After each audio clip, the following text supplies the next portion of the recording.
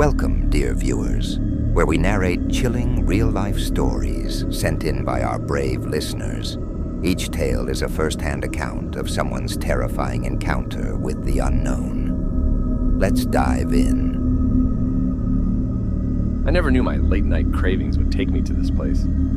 I am just another guy with a terrible habit of calling in for some midnight munchies. Well, it all started when I shifted to another city for work reasons. I barely knew anyone over there, so each of my evenings was spent back in my room. I just had this urge for some greasy Chinese food at night. I wasn't going to wait for the regular delivery apps, so online, I went. I ended up on a website I had never seen before, and it looked sketchy, but my hunger got the best of me. On the menu, they had all kinds of food, but what caught my eye were the wildly cheap prices. My order was impromptu, so I didn't think much about it. In no time at all, the delivery arrived, probably faster than I'd imagined. The guy who came with the food had this odd smile, like he knew something that I didn't. I ignored that look and started digging into the food, although it felt awkward. I mean, the meat tasted weird, but I was too hungry to shove it down. Time passed and I continued ordering from the same site. Each time the delivery person was different, but that creepy smile stayed monolithically the same. I started noticing in the news that people who were reported missing were from around here. It was like every other day. Someone else was suddenly not there anymore. I didn't get it at first. How could I? I ordered one night. This time, a different delivery guy came. This one was very nervous and kept looking back over his shoulders all the time. His hands were shaking when he passed the food into mine. I asked him if he was all right, but he mumbled something and stormed off. That night, the food tasted even weirder. I could not finish it.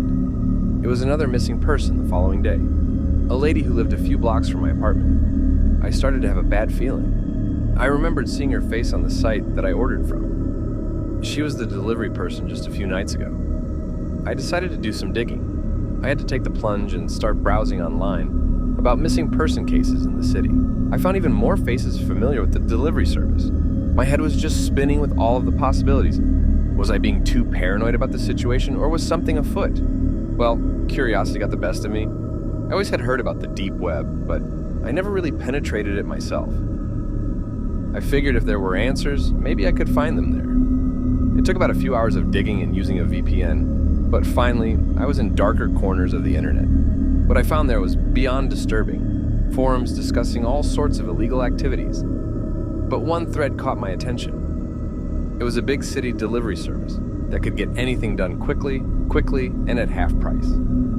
The comments, for the most part, were stories of missing people, mysterious disappearances, and even whispers of cannibalism. I felt the chill run down my spine. I kept digging further and came across this marketplace of different human organs.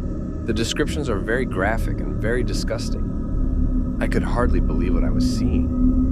One of them mentioned a connection to the delivery service. It was then the realization hit that I had gone in way over my head.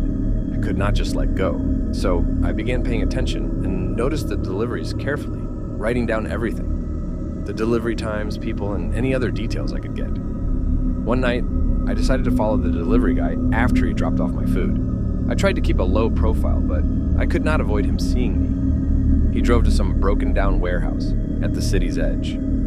From a distance, I saw the few bags he had given to the funny characters. My heart did somersaults in my chest. This was real. I had to do something. I went to the police with my findings, but they didn't take me seriously. They said they were only investigating missing person cases and had no leads. I felt helpless and frustrated. How could they not see the connection? Couldn't let it go. One night, I decided to take matters into my own hands. Night fell, so I went to the warehouse. I intruded into the building with hopes of catching some proof. Everything I found was worse than what I had imagined. That place was like a horror movie scene.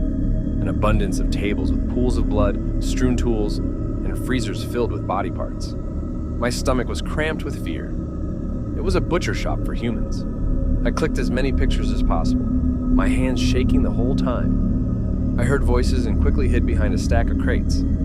I watched as the delivery guy from earlier started to talk to another man about their so-called products and how business had been flowing in like they couldn't count it anymore.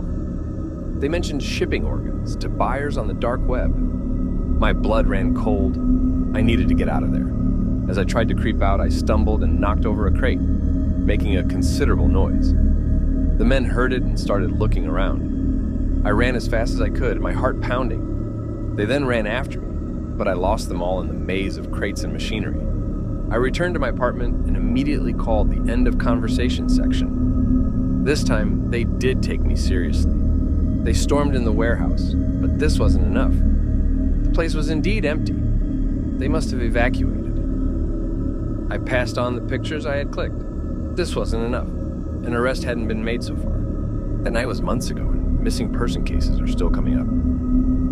Well, the delivery service disappeared, but I could sense that they were still there, only under a new name. My mind was with all those innocent people who became entrapped in their net. I'm sharing my story now as a precaution, be careful what you order on the internet, and always go with your gut feeling. If you feel something's wrong, it probably is. The mystery is unsolved, and the criminals are at large. I can only hope that someday they would be brought to book. Until then, I shall never forget the horrors which I witnessed. Thank you for joining me on this spine-chilling journey. If you enjoyed the story, please hit the like button and subscribe for more real-life scary tales. And remember, if you have a terrifying story of your own, send it in. You might hear it in the next video. Stay safe, stay curious, and until next time, keep your lights on and your doors locked. Let's keep the nightmares at bay.